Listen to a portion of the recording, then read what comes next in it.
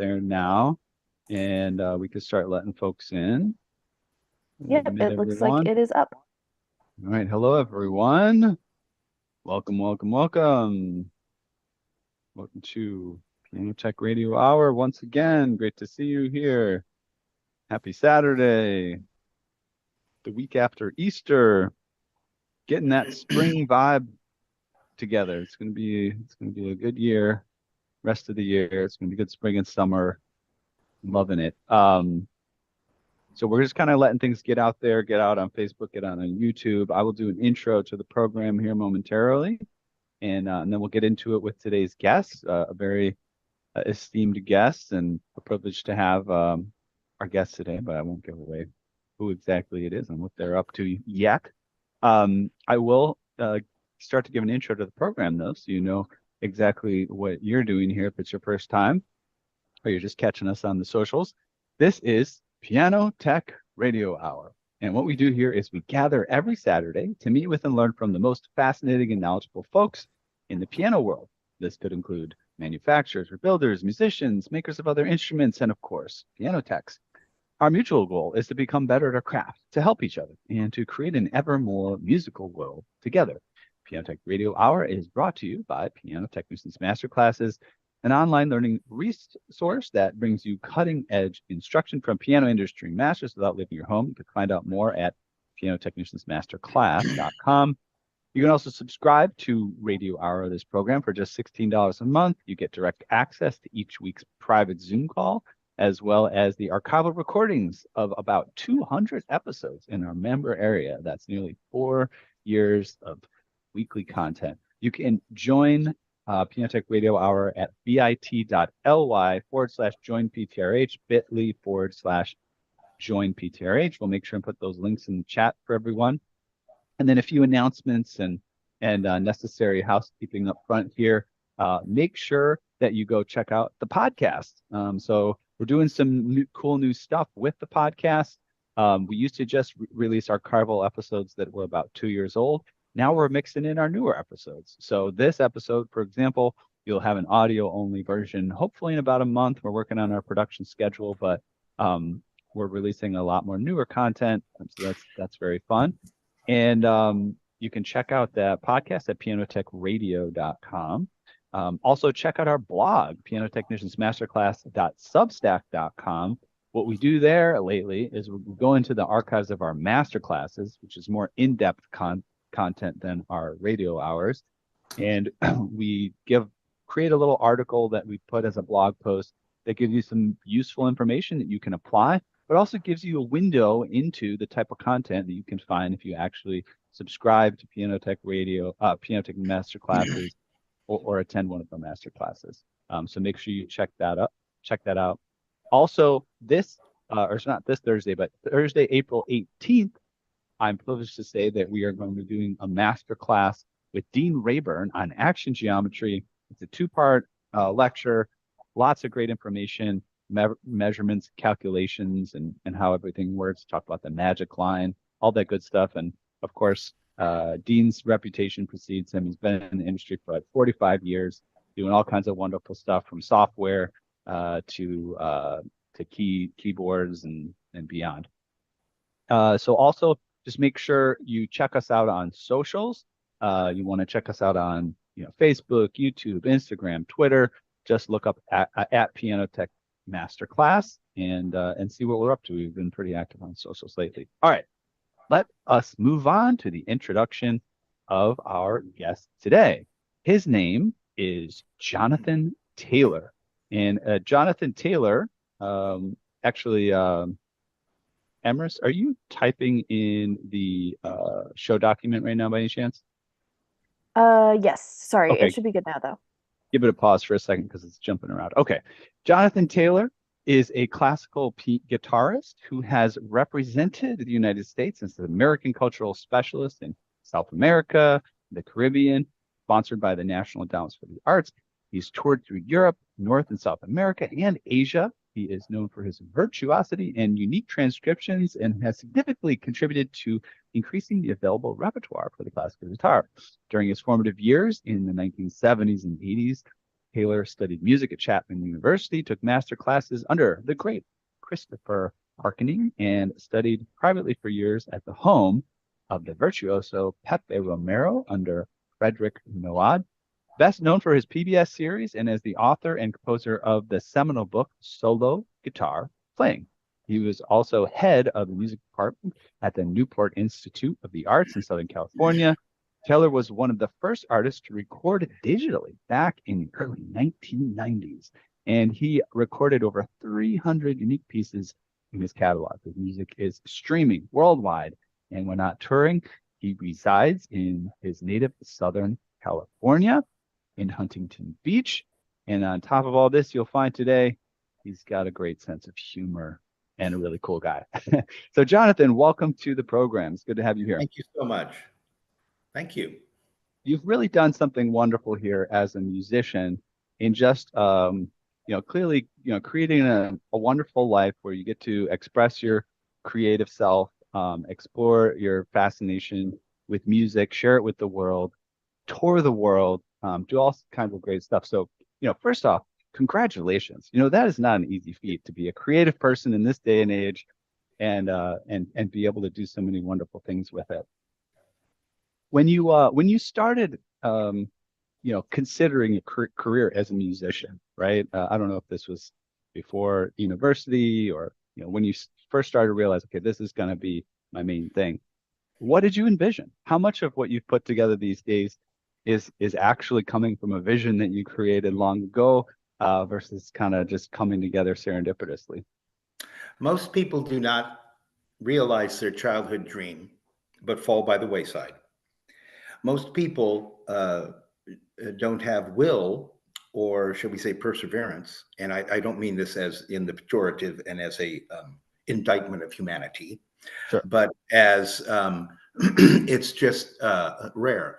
When I was very young, I was 4 years old, I would pick out tunes on a ukulele because my little baby fingers couldn't do any other like the guitar, because my grandmother was a silent film organist that worked with all of the notables of the era. For instance, she worked all the time with Charlie Chaplin, with the Keystone Cops, with Harold Lloyd, with Wow. Lon Chaney Sr. She did many gigs with Harry Houdini, many gigs. And she played what's called the Orpheum Circuit, which is what Fox owned before he started his 20th Century Fox film or moving pictures, and 32 frames a second. Isn't that what it is? Or is it 26, 24? And in order for the eye to have the illusion that it's moving. And so I was influenced because she's playing piano, even though she's a silent film organist. And so I think that you were inspired to see that there was possibility for a career in music in the first place. Okay, so now then I became very serious. I started to really study at 10, but at 16, at 14, really, I swore an oath that I'd become one of the best ones. And was there blood involved, and was the devil involved? Satanists did Did you make a deal with the devil at the crossroads? I did not plant the kiss of shame upon him. No, I was not. Do I drink blood now? Of course, gallons. But there was no. I'm not Jimmy Page. So no, I just knew. At 14, I say I became a man, and I'd already had sex before that. But I mean, when I say that, I mean I was giving money to my mom, taking care of the house, and I knew what a depressing, sad, horrible moment it was to swear such an oath, because it means you have to sit in your chair for 6 hours a day. It means you actually have to be not a phony with electronics and a bunch of meaningless gobbledygook, but you have to actually learn how to master the instrument. And as Jascha Heifetz said the guitar is the most, or rather, the violin is the most difficult instrument in the world to play, with the exception of the classical guitar. And the reason why is because of double stops, triple stops, as a violinist or a string player would say, or chords, dyads, triads, tetrachords. And that's ongoing constantly. And if one does not know how to, if the technique is not that you know how to eliminate tension, you'll just become a three-chord country artist. And when you So say tension, you mean in your body to kind of manage the or the tension on the strings, or what do you say when you manage tension? I will give the guitarists here a quote that will help them, but it won't help them. And that is, a sound is produced not by applying tension or applying energy, but by releasing that. That's a very difficult thing and a very unusual thing to do. Because naturally the grabbing motion of the monkey can't get his hand out of the jar. Okay. And the grabbing motion is going to cause that. So when I say tension, I mean at specific points. And in reality, it is not the fingers that create the tension, but the mind. Because no thought, you can't move your muscle unless your mind says it, unless it's a spasm, But I mean, you can't do that unless your mind is involved. I Sure. want to pick up water, right? I want to eat. I want to use the computer mouse. You have to use your mind to do that. So did that answer your question? Let me see what my first question was. Oh, the Yeah. tension. Where does the tension come from? If you know how to kind This of is where manage it the comes tension. from, right here. Okay. All right. Oh, okay. Interesting. Okay. Great. Origin, right? Mm-hmm.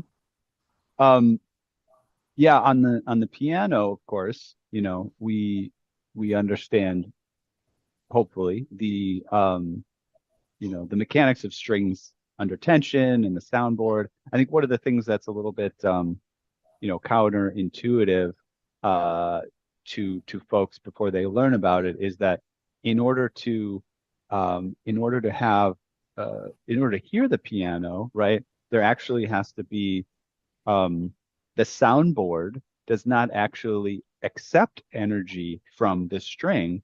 It actually needs to uh, reflect energy back into the string so that the string can continue to vibrate so that you can hear the beautiful tone of the instrument, right? If the soundboard were to accept all the energy from the string initially, it would be a thud type of sound, right? And As Bach opposed to like hated a the beautiful. piano, by the way.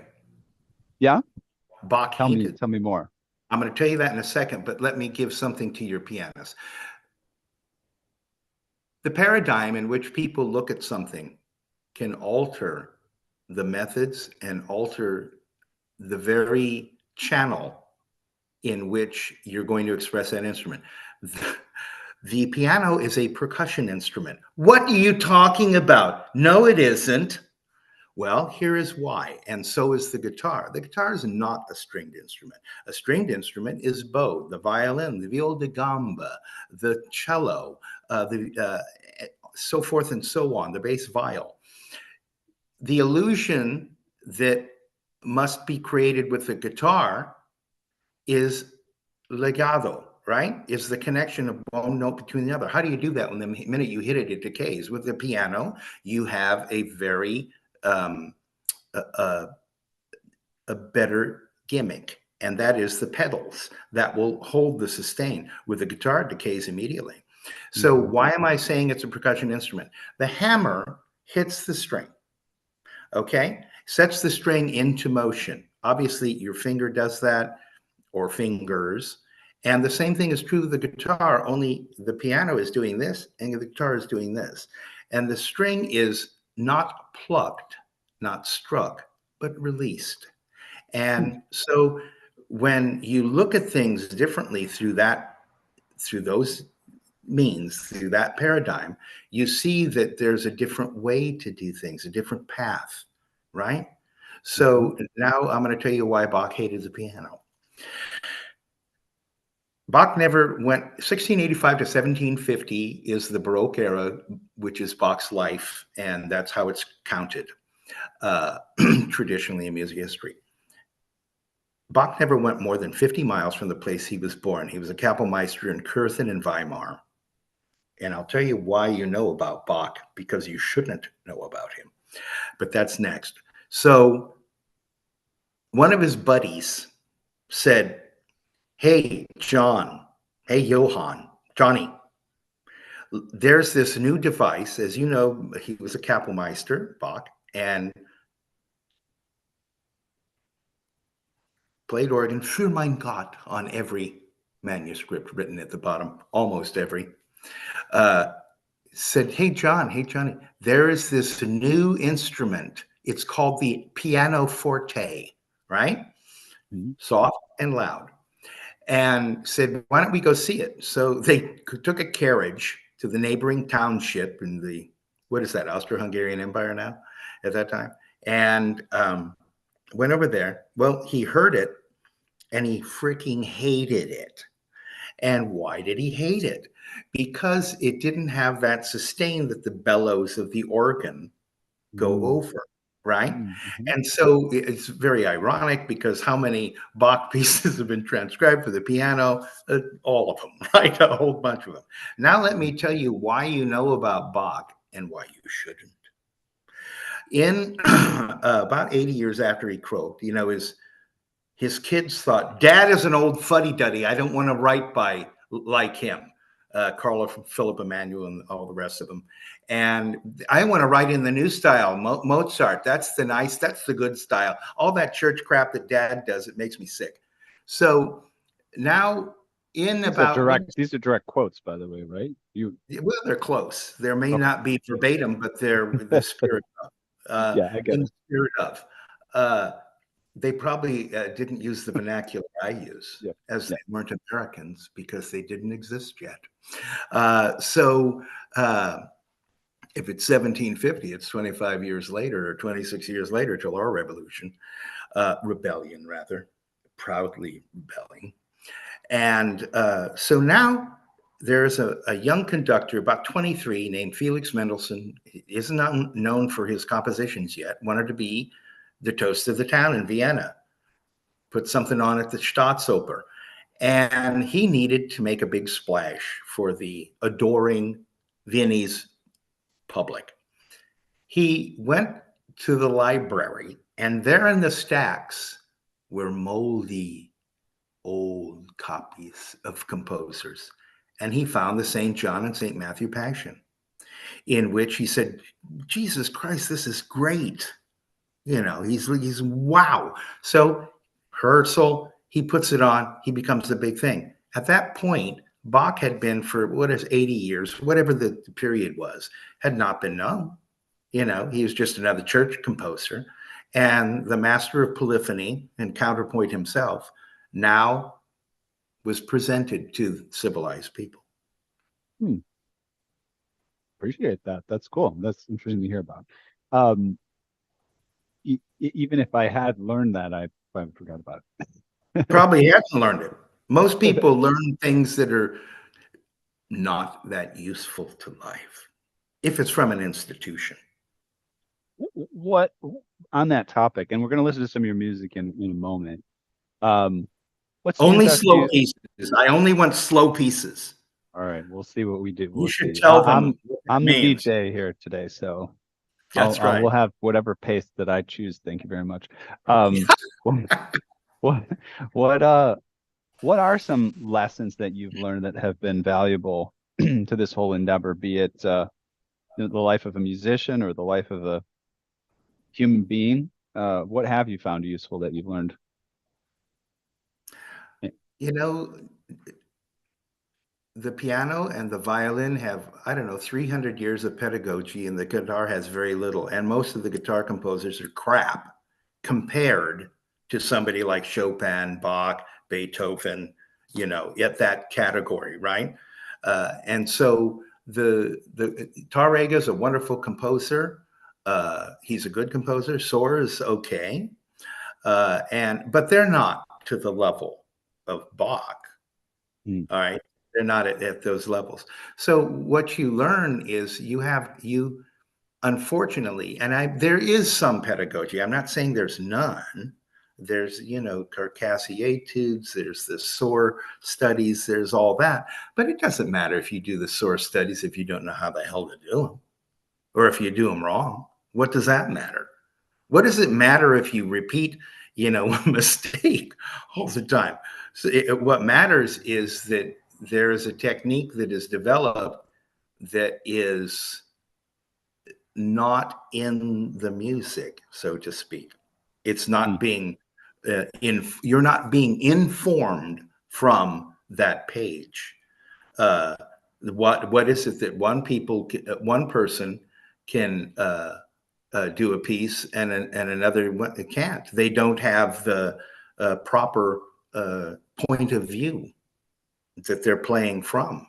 When I Mhm. told you that all the tension is here, if you start trying to eliminate the tension at the level of the fingers, you're already one step away. You see, you're already far away from where the origin of that is. So now, uh, I did a video once that said, what do you think people, what's one of the big things? I go, well, players, they're thinking about, oh, there's this hard passage coming up, or there's this, I have to do the flourish there. I go, well, once you have those type of nervous things, you'll never interpret what the piece is. You have to be the music. People say, oh, you're improving the music. I go, I never improved a piece of music in my life, and neither did anybody else. I go, I improved myself. And then the notes are already there. They're right there. And now I have to refine who I am. Sometimes it's a process of removal, not adding. So, and just this is interesting. So I've been going a little bit deeper before we hear some music. So how do you characterize that? Is it just practice, practice, practice? No, Or it, I guess let me do the second part. Second part of the question. Is there some sort of meditative element? Do you, is what you're talking about getting to involve, maybe you're actually not playing, maybe you're visualizing playing, or okay, let me maybe give you a you're, practical solution. I'll give you a yeah, practical let's hear solution. it. In order for a tone to be created correctly, I tell a student, I don't teach much anymore, but when I was going, well, did you ever know that you never played one note right ever in your life? Ever. And why is that? And I go, because of these things. The sound must be here. And you must know most tension is caused by being unaware of the muscle before it is flexed. If it is after it is flexed, the muscle tries to move and creates tension. But before, if you stop the tension here, then it never realizes itself, right? It never manifests itself. Hmm. So that means that if you are not aware of the place from whence uh, you're going to move, you can't move it what I call properly. And that means without tension, releasing the sound. You know that an atomic bomb is not an impact bomb. In other words, when you drop, when you bombed Dresden in World War II, those are all impact bombs. When you made the atomic bomb, uh, it has a beryllium sphere. It has thousands of like spikes that split the unstable atom of the plutonium-238, right? Derived from uranium. So you never really, it's not like it goes like that. Hmm. It releases. So it's the Visualization exact energy. opposite thing. Does that make sense? Yeah, that does make sense. I want to hear some of the music you make so people can translate this sort of philosophical discussion into what does it manifest? So we have a little clip here from people could find on YouTube. Make sure I'm sharing sound. I'll get over here to that tab. And then as always, folks, if you have any issues hearing this or seeing this, just let me know in the chat so we can fix it. But we should be about ready to go here. This is we're going in a few minutes here to introductions, variations on a theme by Mozart.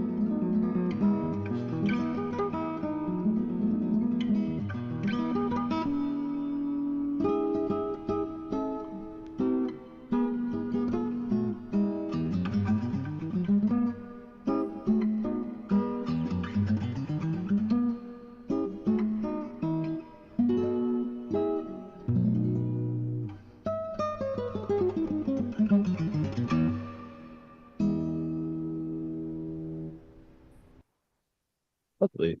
Thank you for that.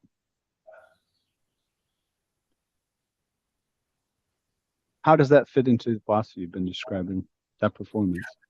Well, to be able to do those gymnastics. Yes. Mental mental understanding, sort of the tension release mechanisms of the musculars of the left and right hand, and My thoughts are nailing not it. that complex. Here's the thought. Okay. In order to produce a sound, I must hear it in my brain. It wants to match with what I'm going to produce on the outside, on the instrument. I am aware of the muscle or the area in which I am playing on both hands. That is all. Love it. It's full stop, as they say now. Love it. Yeah. Yes. This is actually, we talk about tuning pianos. And interestingly enough, I think the theme that has arisen in this show, thanks in large part to David Anderson, who was the previous co-host of the show, who passed a bit back, but very similar concept of tuning a piano. Sort of hearing it, right? Knowing what it is going to be, and actually not overthinking it, but having a mechanism to really bring forth the sound from the piano in a way that comes naturally from your body. My uncle was a piano tuner for the Metropolitan Opera in, let's say, the 30s. Mm-hmm. So the beads is what he's listening to.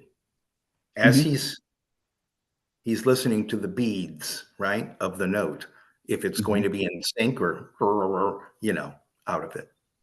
So, yeah. All right, let's move on a little bit. And we may or may not get a chance to bring in Emrys. So people may have noticed Emrys is involved in the program for the past couple of months.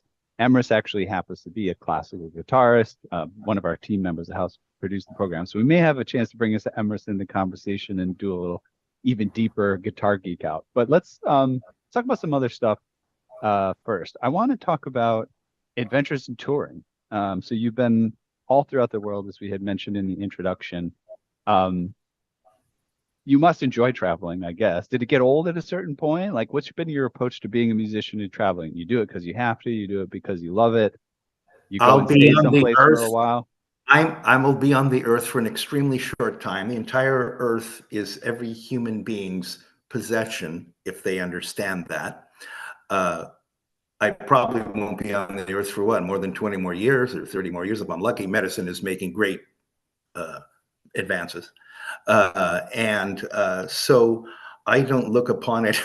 Yes, I've walked upon the earth and moved my will, but you know, I've been in weird places, not just the concert stage. You'd think, oh, North America, South America, Europe, and that. But I've been to India. I've been to, you know, Romania. Well, that's Europe, but that's Eastern Europe. And only one that wasn't a member of the Warsaw Pact. On this radio station there one time, I said, thank God you killed Ceausescu. That was beautiful. Only 25 years too late after he ruined millions of people's lives. And so traveling in the Philippines, traveling in Barbados, not Spain, Barbados, the Caribbean, traveling in South America, in the Amazon, for example. So you meet many different cultures, like Amazonian Indians. Going down the Amazon River, I was looking at an anaconda, thinking, my God, I'm just part of the food chain. Just part of the food chain. So your experiences, you know, you take that in and you have a different life than, you know, a person that's institutionalized, meaning that went to schools and, you know, has a job and those type of things. So you have a different view. Mm-hmm. And you're focused, as you said, and maybe even since your early years in Southern California. So you're not that far from like Los Angeles, you know, Hollywood, all that I stuff grew up going in on. Hollywood and now Los Angeles and went there constantly. And Dorothy Chandler Pavilion is where I saw Segovia at 16. So I know the whole area. This is my home. I know I'm right now in Laguna. Okay. Uh, and so, you know, which is about, I don't know, 40 miles from LA. And how has that affected your career? Have you been involved in, you know, recording music for others or for soundtracks or film and television, or has that not been on your radar, your Mostly, path? what I wanted to do was create a catalog. And this is in the 90s. I'd been doing a lot of touring. And I said, you know, I had at that time, like in the 80s, I had like one or two albums, and I had like a Empire Master Sound record deal in Europe, and then I had Mark 56 records here in America. And that was the big whoop-de-doo when you were in Tower Records and Sam Goody or Sam Ash or whatever. And that distribution, that was an important thing: tapes, vinyl, and then later CDs and that. But now distribution is meaningless. 90% of streaming artists are in the mud. You know, nobody knows who they are. They're just down there and they think there are people are listening to them. I go, yeah, 2 a week. So it's a different world now. It's the new technology is just, it's follow the money, right? It's follow the money. And you can, you know, the streaming artist, Spotify is the worst. They're Swedes, you know, that's a Swedish company. And so they're half commies. And so they, you know, pay the artist a billionth of a cent or whatever it is. And so the technology has changed completely. And it will probably change again in some way that we can't imagine. Well, that's actually maybe a good segue. I thought you actually have your own app, right? Mhm.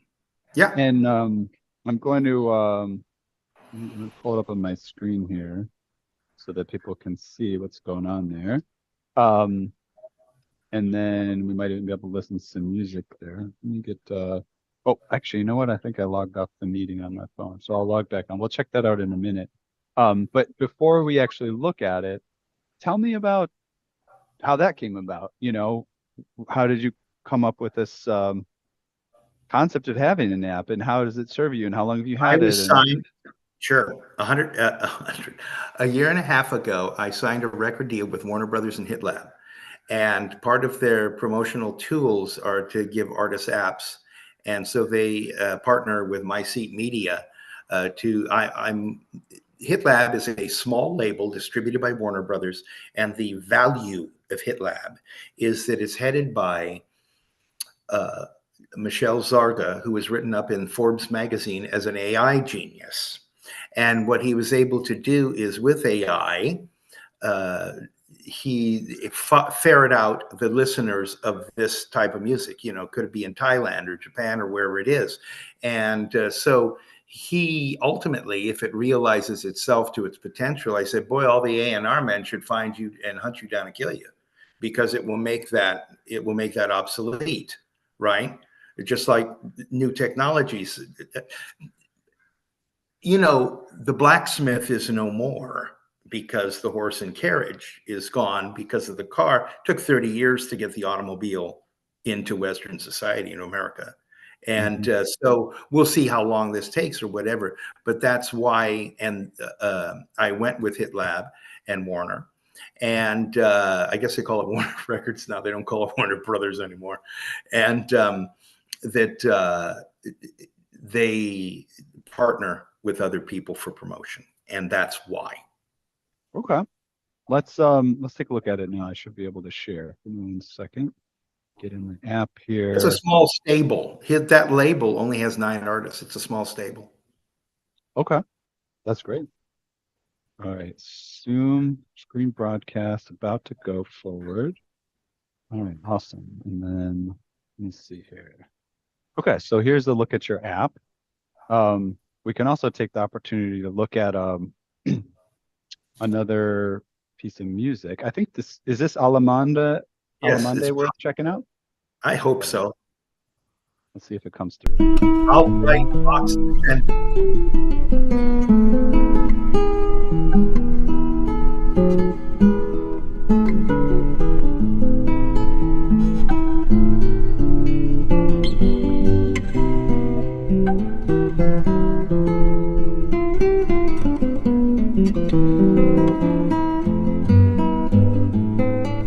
Is this actually recorded outdoors? Or yes, is that... Oh, wow. correct.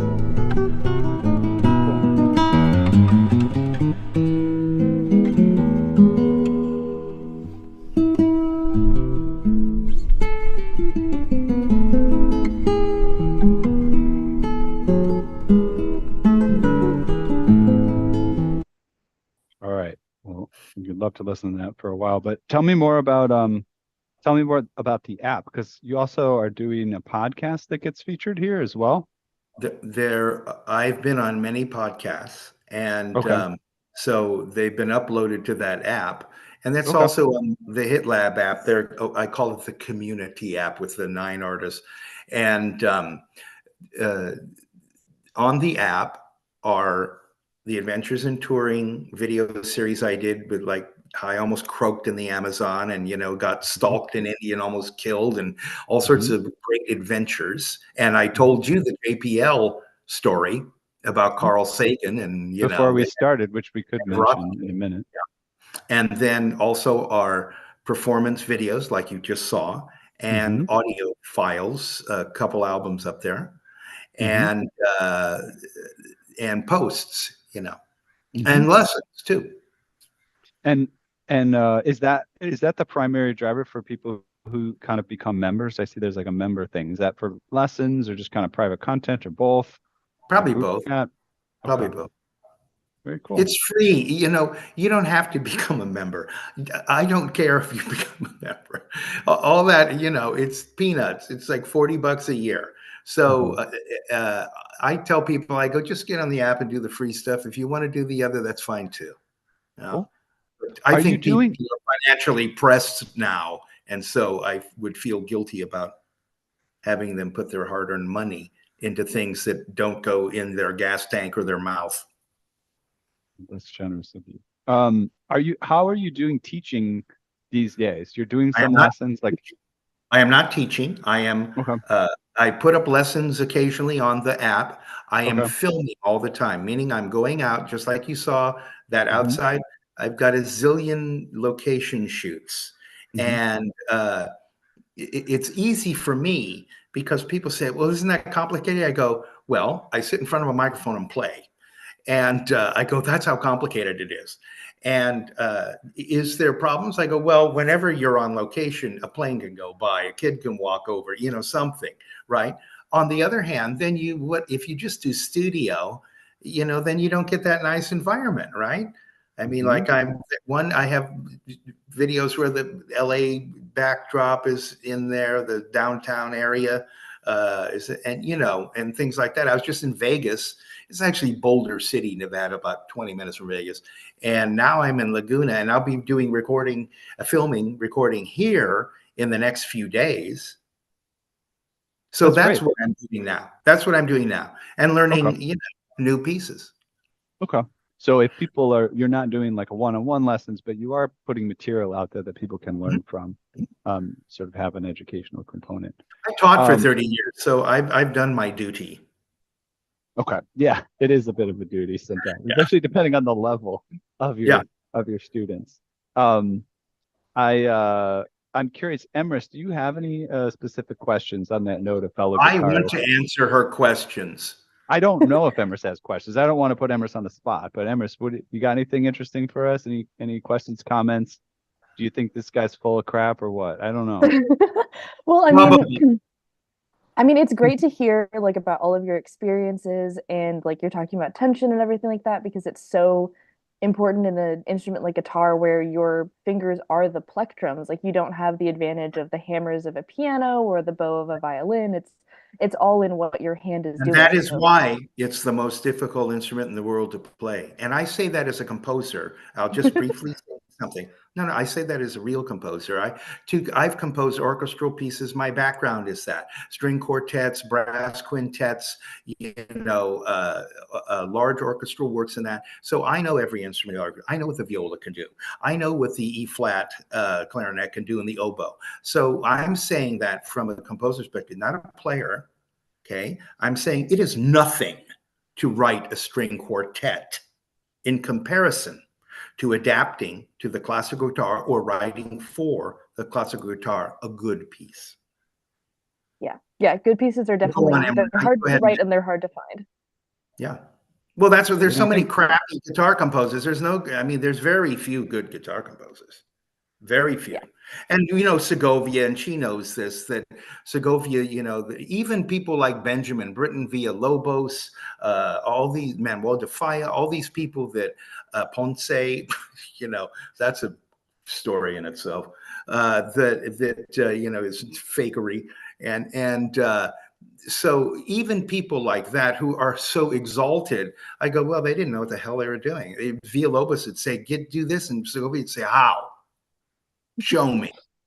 mm, And one of the reasons why is the guitar is tuned in fourths, not thirds, 1/3 between the G and B, but the standard instruments or the orchestra are tuned in thirds. What does that mean? Voicings. The voicings are going to be completely different. And that is why it has its unique charm and its characteristics. What adapts well? Well, Bach can adapt to anything. You can play Bach with, a piccolo and, a snare drum, and a sand dune. I mean, it doesn't matter the sound source because the music itself is so pure. So I'll give before you ask your question. To compose is very different than to orchestrate. Orchestration is secondary. Composition is primary. People that compose, and there's an exception to this, Chopin is an exception, for example, maybe Beethoven, okay? But to compose on the instrument you're a virtuoso on is idiocy. And why is that? Because you're playing. You're not composing. You're learning, oh, I've got to play like this, and it's nice and it's good. And that doesn't matter. What matters is the purity of the composition. Le Sacre, all right, Le Sacre du Printemps, by Stravinsky, the birth certificate of the 20th century, as Boulez says, is basically dee dee dee dee. That's really the organic basis of the entire bum, bum, bum, bum, bum, bum, bum, bum, dee dee dee dee dee dee, right? And then he orchestrated it with bassoon doing the high register there to introduce the theme for the first movement. So orchestration, when people think about instruments, I go, that is a secondary consideration to the purity of what the music is. In composition, one of the first things we would do is write a piece for two non-pitch percussion instruments. And why is that? Because you want to get away from not only the major minor system, but even dodecaphony or chordal systems or Babbitt squares or any of that, because you want to get away from that because you're bound to that. That's why people write themselves out. Like Vivaldi, he wrote the same piece 1,000 times, right? He never wrote more than one or two pieces. The spring thing is great, it's wonderful, but he's repeating himself. And what does the purity of the music do? I go, well, he's looking at it in just this one way. So orchestration is something to know, tying it into the classical guitar or other orchestral instruments. Orchestration is a secondary idea. A primary idea is the organic production of a piece of music. And when I say that the cell that created the magnificence of the Rite of Spring, the breaking of the, everyone wanted Swan Lake, Tchaikovsky, they wanted all that world. That's why when Le Sacre premiered in Paris, they chased Diaghilev, the dancer, choreographer, Stravinsky, and Saul Hurok down the alleyway because it was so discordant to them. But getting back to the reason why I'm citing Le Sacre is because in any great piece of music, it germinates from a seed. It germinates from an organic place. Babbitt realized this, created his Babbitt squares, so he would have the permutations of the initial thematic material he's going to do. What is it derived from a triad, or is it derived from a melody, or whatever it was derived from? So the point of that is that a guitar is an instrument that has such color and such range of expression. It's a meditative instrument that when you try to compose from that medium, you'll come out to be, you know, like a folk singer or a country guy, or, you know, you'll have not anything to say. So I guess following on with that then, because as a guitarist, I would say probably a third of the repertoire is transcriptions, especially if you go anywhere older than Segovia. Basically, everything's a transcription. So going off of that and like your perception of orchestration, what is the easiest, or I guess what is the hardest sort of genre to transcribe to guitar? Because like piano gets transcribed to guitar all the time. Sometimes there are orchestral reductions, but then I know you also do like pop song transcriptions to solo classical guitar. So I guess what is the most fun to you? What's the most difficult? Like what is your sort of like take on that? Boy, that's a great question. I'm not sure I know, because I'm just, when I'm hearing something or looking at, like the Bond pieces, or I transcribe the Wonderful Wizard of Oz and reduce the score and reduce that to classical guitar to make it a coherent whole. That's what impressed me about Segovia when I was 16 and saw him at the Dorothy Chandler Pavilion in downtown LA. I said, my God, he doesn't need a 4-member group. Everything is contained right there. It's whole. And he's playing Tonsman. I think he was actually playing parts of the Cavatina when I was 16 when he was doing that. And that was about, I think he was playing the Scherzo and Danza Pomposa. And I'm just looking at it from, what shall they say, pull the camera back from 30,000 feet. I'm looking at it in such a way, as you get older, you think differently. You have different experiences. You're a conglomeration of those. So I'm looking at it in such a way that I know that this will work. Sometimes, Emery, I will get through partway through the piece and I go, won't work. Yeah. Transcribe something and I'll go, no, won't work. And I'll put it down. I'd say half of them are failures. Yeah. You know what that reminds me of? And we'll have to log off here soon because we usually keep it to the hour. But I was in Palo Alto back in around February and near the Stanford campus, and ended up at this kooky little poetry reading where it was some physics professors and scientists that translated Russian and Turkish poetry, doing their translations.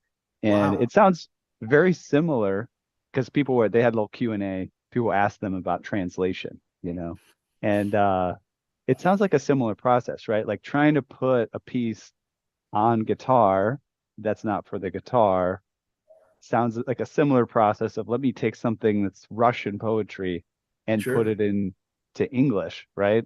It was really fascinating to hear, one of these folks talk about it. And it was actually very cool to hear him read the original Russian and then read the English translation, because there's sounds in that language of Sure. Russian that you just don't have in English, right? So how do you approach Absolutely. that? Absolutely. Fascinating. Right. The dative case, I think, also was it 16 cases for Russian as well. And Russian was not a written language for like more than 200 years. You Yeah, think that they're primitives, but they're not. I mean, they got into space first, you know. So I mean, you'd think that, uh, but it's a puzzle to do these things. It's a so puzzle. to your point, how did Niels Bohr see the atomic model? He knew that something was jumping from something in some pattern. And light is caused by the decrease in energy as the electron goes to the next orbit. Uh, and how did he put, is it that he read the medieval stuff because, oh, a perfect circle, right? It's all ellipses, really. It's not a perfect circle. But that was like holy back then. So, how did he organize that chaos in front of him? It's the same thing as with the DNA slab, right? Watson and Crick. The one guy went home and dreamed of the snakes intertwining in the caduceus and realized that was the spiral staircase. And that was, and the chromosomes are in there. And so, how did he organize such a thing? And I say, there it is. There's the mystic, into the mystic. But why and how? I go, because that brain saw it. Just like Beautiful. penicillin. Yeah, it's Penicillin beautiful was stuff. mold, right? Yeah. We'll have to dive even deeper down the rabbit hole with you another time. You are reminding of a conversation I had about creativity with someone, which I really appreciated, where we came to the conclusion that, oftentimes when we think of creativity, we're thinking of creating something new, something novel, right? But if you really think about it, especially in those terms of those discoveries, where it's like a creative concept, oftentimes creativity is just uncovering what's already there, and presenting Absolutely. something that already Absolutely. existed, but nobody really ever saw it Yeah. before. And we must be able to analyze it is our prejudices, it is our minds. It is not the problem, but how we think about the problem. Beautiful. We're ending basically on that quote.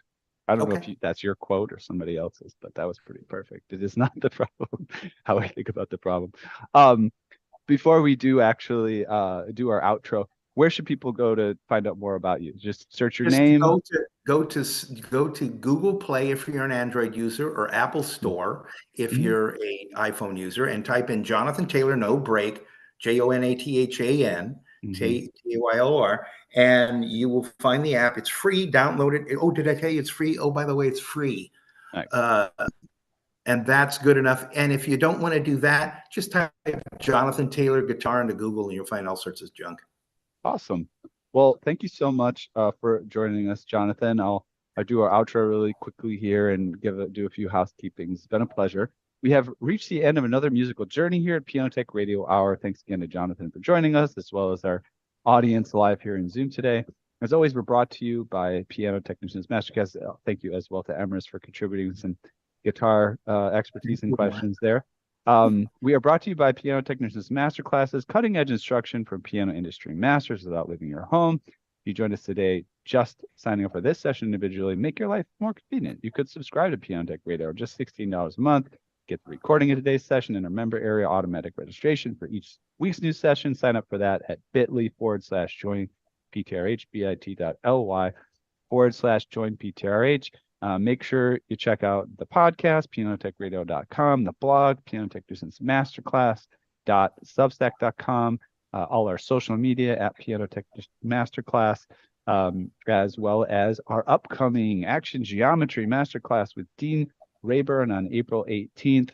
And then, of course, as we said, check out more from Jonathan Taylor, a true gentleman and scholar. Thank you for joining us Thank you. today. We'll see y'all later.